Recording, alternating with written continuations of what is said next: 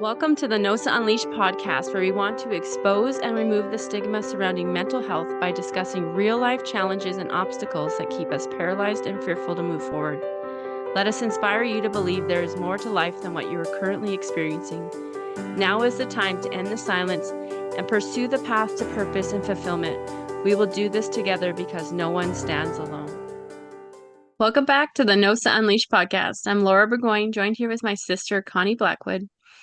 And we want to talk about a really important subject this week, which is our sleep cycles. And, summertime is one of the most difficult times to keep a healthy sleep routine.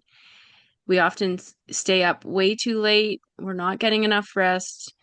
Our days are filled with activity. We're getting tired, overwhelmed.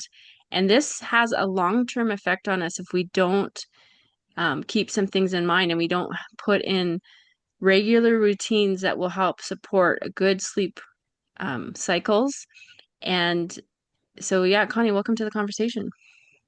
Thanks for having me. Yeah, I was been thinking about this for a while, and I've been doing some research. And the one thing that is a new concept is sleep hygiene. You think about physical hygiene, right? You don't necessarily think about sleep hygiene. But if you have good sleep hygiene, then guess what? You're going to get sleep. And so, what does that even mean, right? You hear that phrase and you're like, okay, clean sheets every night? Like, what does that mean? No, not exactly. So it's just basically saying that you want to create an environment where you'll be able to sleep and sleep well. So, one of them that is really difficult during the summertime is the amount of light coming into your room, right? It's hard to sleep when it's bright in your room. You need darkness. And so one thing you could do is get blackout curtains or possibly a shade of some sort that can block out all the light. And that way, even if you have to go to bed when the sun is still up, you're not negatively impacted and it's not negatively impacting your sleep. Because if we only sleep during the hours that the sun is down, then during the summer we're getting 4 to 5 hours sleep, and that's not healthy for us. Yeah, the light is a big issue. I know it is for me. That's why I use a night mask. Um, and it helps. It helps block out most of the light. It also helps trigger my body to know that, okay, it's time to keep your eyes closed and go to sleep, right? Um, because even if the room is not necessarily light out, it's easy to get distracted by whatever things on the wall or whatever is going on in the room, or you hear noises or whatever. But I find that when I wear that night mask, it really helps even tell my body that it's time to go to sleep. Hmm. For sure. Another thing I was thinking of in terms of this is keeping your room cool or at the temperature you like it at, right? Because some people, they want hot to sleep, right? They want to be warm. So for those people, summer is your jam, and I applaud you. But I'm one of those people that needs it really cool. And so for me right now, it's a real challenge. And so just remembering those things that can keep my environment cool, like opening the windows after a certain hour because it's cooler outside than it is inside. Having the AC on for parts of the day or fans on at night so that it's still blowing air over me, or using lighter blankets or even just a top sheet, right? Those kinds of things can help a lot to adjust for the summertime so that I can keep myself cool and be able to sleep well and not be waking up in the middle of the night when I'm hot. And like for those of us who experience hot flashes, even having things that you can use for that. So for me, I use peppermint to cool my body down as well, and it works very effectively for me. For cooling down at nighttime too, I've found that if I have a cold shower Mm, and then I go to bed with wet hair, it actually helps cool my body down. Because my hair is very thick, so it actually stays damp most of the night, and that helps keep me cool as well. yeah, I've done that before. It's very effective, actually. On the really, really hot nights, I've actually also slept with like ice packs or put like a cold compress around my neck or even on my head just to cool me down. That's a good idea. Hmm. So, another thing that you can do to create good hygiene for yourself is lack of screen time. And I'm sure a lot of people have heard this a lot of times, but how many of us actually implement it and actually put our phones down half an hour to an hour before we go to bed? No, not 5 minutes, not as you're traipsing to the mattress. No, no, no. They're saying half an hour to an hour is what's recommended. So that's like actually hard for people a lot of times. But if you start making it a habit where you are like, okay, I want to go to bed at 10 o'clock tonight. So 9 o'clock, okay, phone down, TV off. And what do you do in that time? Do something that relaxes your body. Go for a walk, read a book, you know, take a warm bath, or if it's summertime, take a cold shower. Whatever's gonna relax you or make you ready to rest, then that's what you do in that 30 to 60 minutes. So that when you go into your bed, you're ready to rest and your body is like, okay, and your mind has shut down. You know, if you're on your phone and you're still checking out emails right before you go to bed, that could be on your mind for the next 2 hours, the things that you're engaged with right before you went to bed, especially if you have a hard time shutting down. Another idea for that as well, is journaling at night, Hmm. right? Journaling about your day, getting all your thoughts out of your mind, because sometimes we can't sleep because our minds are racing from everything that happened that day, maybe things we're upset about, or maybe even to-do lists for the rest of the week. Like, and so being able to just sit and get all those thoughts out, even writing down what you were thankful for the day, like having that time of quiet reflection actually helps me, to calm my mind and then be able to like release that day and be able to go to sleep and then start fresh the next morning, right? Hmm. That's a good point. Sometimes even like putting on relaxing music can help too. I like Mm-hmm. putting on worship music before I go to sleep. Yeah. Um, it they say that you should exercise regularly in order to sleep well, because then your body is actually expending its energy, and but don't do strenuous exercise right before bed. That's not going to help. Do it earlier in the day. Within 3 hours of sleep, you probably shouldn't do strenuous exercise. I mean, if you want to go for a walk, that's one thing, but don't be doing a full out workout within 3 hours of trying to sleep, because your body's going to be uh, Pumping metabolizing endorphins. at that level for several hours. And so your body isn't going to be ready to sleep at that point. Hmm. One of the reasons why they recommend doing exercising in the morning is because then your body is able to work at that level all day. Some exercise I like to do at night though is I have like these they're not stretches, but they're like movement stretches or also Mm. lymphatic drainage exercises Mm. because that helps even like stimulate my lymphatic system to be doing the drainage as I'm sleeping. And they're very low impact, not they're not strenuous on the body at all, and it actually helps me relax at nighttime. That is a really good thing. It also says to like you also should avoid caffeine. Like Mm-hmm. that's a no-brainer, but a lot of people are like, "Oh, it won't make that big a deal." Um, It actually does make a really big deal, especially if you're not a big caffeine drinker. It makes a big deal. And even if you are a big caffeine drinker, you'd be surprised at how it's still affecting your system. And so definitely avoid caffeine before bed. I'd say probably at least a couple Before hours dinner. before, like, yeah, probably before dinner is a good idea. I personally am very affected by caffeine, so I can't have it after 3 o'clock. So, you listen to your body, right? You'll know.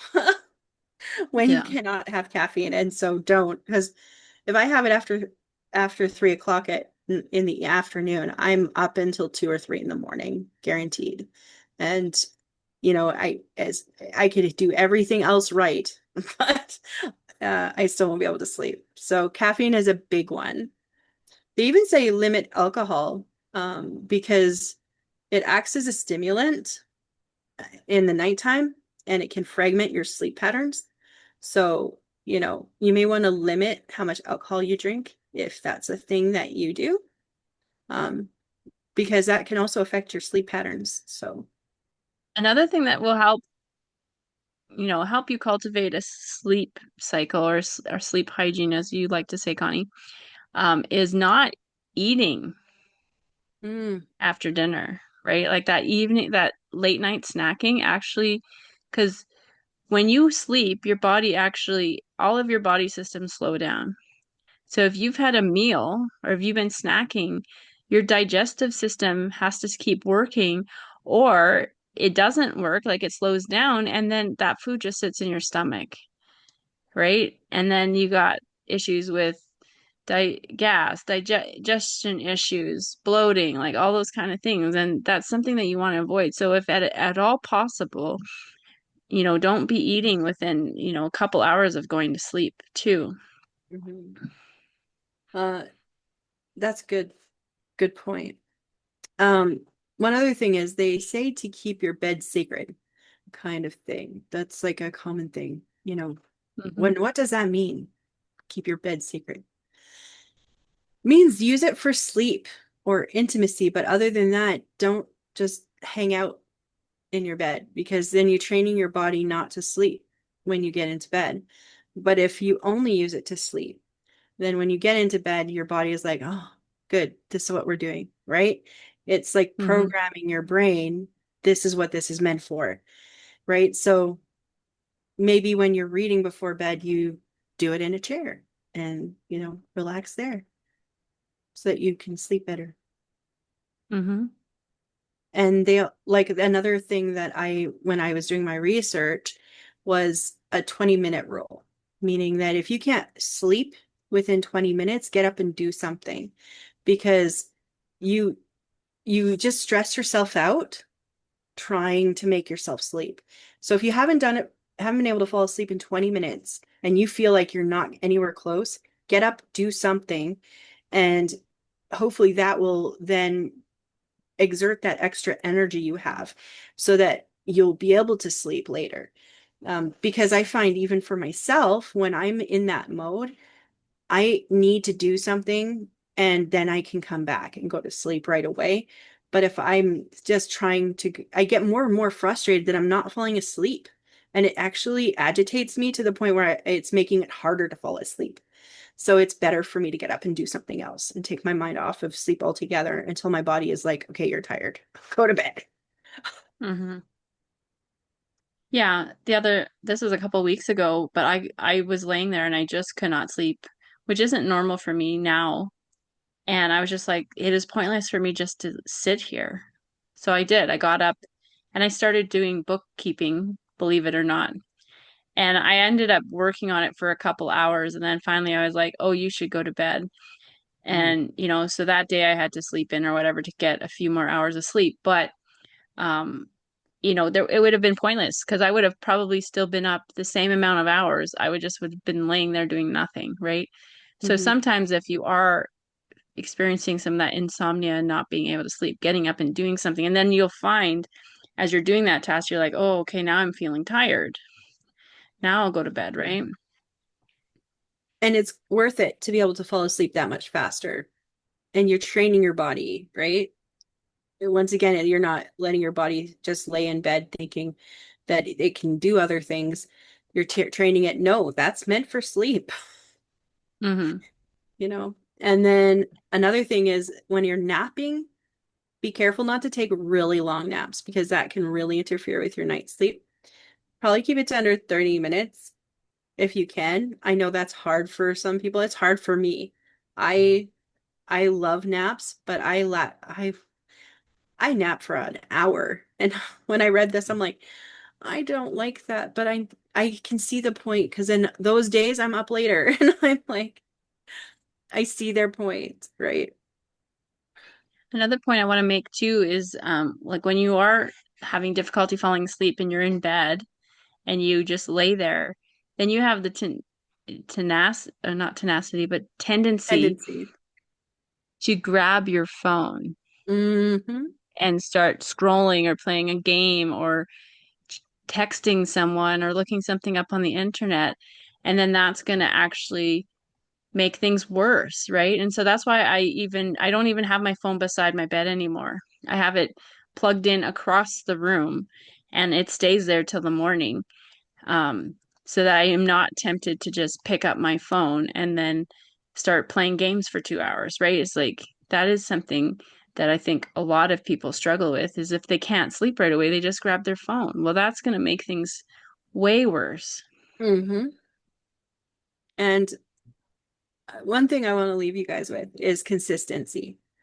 So, whenever you're thinking about your sleep patterns, try to keep them as consistent as possible because there's a thing in your body called the circadian rhythms, if I said it right. And they actually help you keep your body on a regular schedule, rather regular time schedule. That's not the right word, but you get my point. It keeps you on a regular schedule. And so once your rhythms get into a pattern, then you'll wake up and sleep at the same time. You won't need an alarm clock anymore because your body will be so used to it. That's what it means to regulate your circadian rhythm.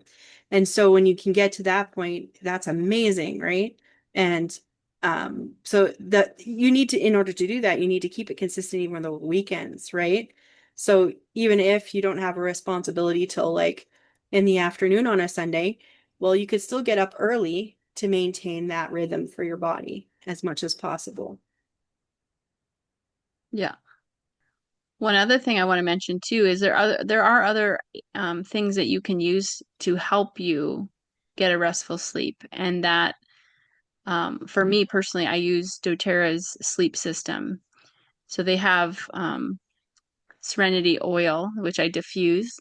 They have Serenity capsules, which I take internally, and they also have a roll-on stick that I like to roll onto my feet or on my chest or on the back of my neck. And all three of those help really calm my body, calm my mind, and help me enter into a sleep. And the Serenity capsules you take like half an hour before you're prepared, like before you want to fall asleep.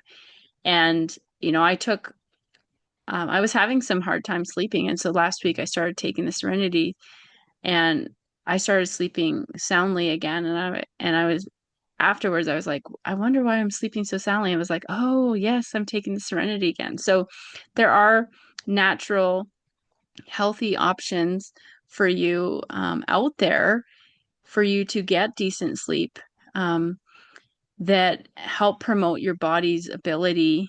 And that's the one thing I like about the doTERRA capsules is they actually have tart cherry in them, which actually helps your body produce its own melatonin.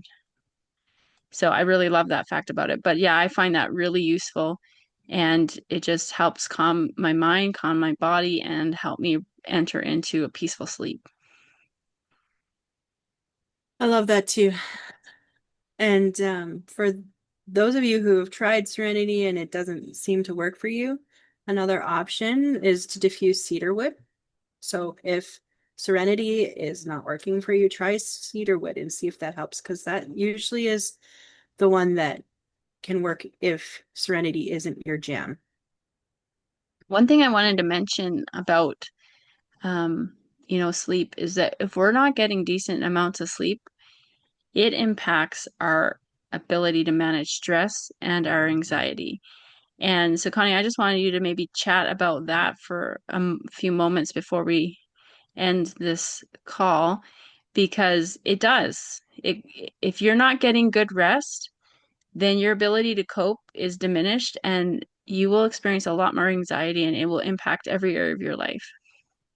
That is so true. On the days when I really struggle to sleep, I am easily agitated. I get stressed out. I'm overwhelmed. And I struggle really hard with being able to bring myself back from there. Just because my brain is like not acting at its best. It's like almost like I'm walking light through life in a fog. And so everything is amplified that's like negative, and anything that I'm trying to do to move myself in a positive direction is almost like in a fog, in a blur somewhere. And that's what happens to me when I haven't been sleeping. Um, and it's not the place I want to be, right? Like when I've slept well, I'm in the place I want to be.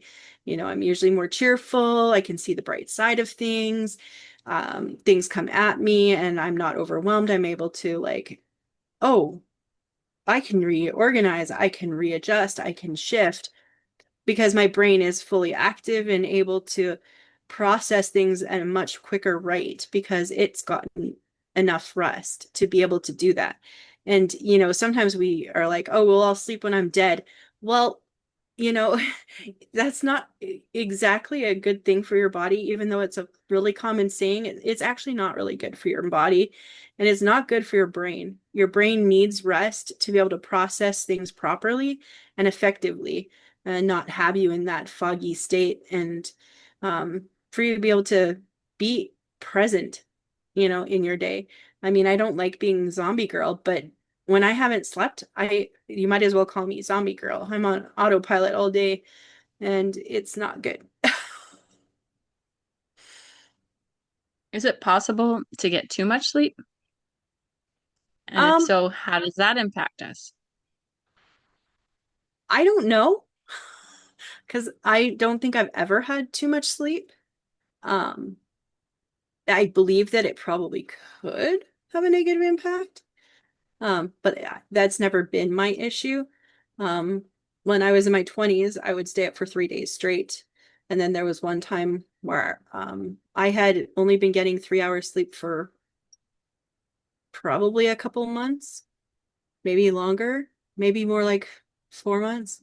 And my body just crashed. And like literally, I slept for 72 hours, except I would wake up, drink, eat. And then I was so exhausted, I had to go right back to sleep. It's because my body just could not cope anymore at that level of exhaustion. So this is what I'm Hmm. talking about. I used to have insomnia, right? So I know what I'm talking about when I say get sleep because you don't want to be in that place. It was not good for me. And when I woke up from that, so maybe this is the answer to your question. When I woke up from that, I was just like, first off, I lost 3 days of my life. And second of all, like it was also because I was sick at the time and they overdosed me on codeine as well. So that had a part to play in the whole situation. But when I woke up, I was like then 3 days behind in everything. And that added to my stress level on top of the fact that physically it was like your body can tell you haven't done anything in 3 days. So, to summarize, sleep is important, and creating that good sleep habits is very, very important. And, you know, prioritizing it in your day. Because if we're not sleeping well, it impacts every area of our life. It impacts our ability to cope with stress, with the anxieties that come every single day. Even in our workplace, we're not functioning at full capacity. Like Connie said, she lives like in a fog when she's not getting enough rest. And so, maybe this hasn't been important to you, or maybe you've struggled with sleep and you've wondered, I don't know how to fix this. Well, we've just given you at least 10 to 12 different strategies, different things that you can do, you can implement, you can start making some of these shifts to start improving your sleep. And there's more. Like we just covered the surface. Like there's so many more things that you can do to help yourself get that good sleep routine. And like Connie said, the most important thing is consistency. Can keep it constant, keep it the same time every day, and your body will step into its circadian rhythm and it will just become natural. And you'll be shocked when I finally figured out my circadian rhythm and how to make it work properly. Like it changed everything for me. And so this is something that's really important that, we really need to consider, especially when it comes to us handling and processing, those anxious moments in our days. Because if you're not getting good sleep, you're not going to be able to handle that anxiety that comes every day. Any last words or thoughts, Connie? If you're one of those people that have been listening and you're like, oh, I I I can't do any of those things. I believe you can. So try one thing. And if anything, I would say try the phone or screen thing first because it is a really easy thing for us to go to as we're like wrapping up our day, checking in on emails or social media and stuff because we want to. Some people are afraid of missing out on the moment, right? Well, you don't have to be afraid of that, right? You can catch up on it the next day. Just let it go. And just put your Mm-hmm. phone down and try and see if that alone doesn't shift you to being able to sleep better. You might be pleasantly surprised. Mm-hmm. Awesome. As we close up today, I just want to mention one thing. We have a upcoming community barbecue for our NOSA community members. Also, those that maybe you're not connected to our community yet, but you want to be. This is a great opportunity for you to come out, get involved, and have a fun night with your family, a fun day out with your family. And there will be all sorts of things, games, activities, cornhole tournament, so many different ways for you to get involved and have fun. And so if you want to come to that, register online at nosafoundation.com, and we would love to see you there. So once again, thanks for joining us on the NOSA Unleashed podcast, and we'll see you next time. Bye. Bye.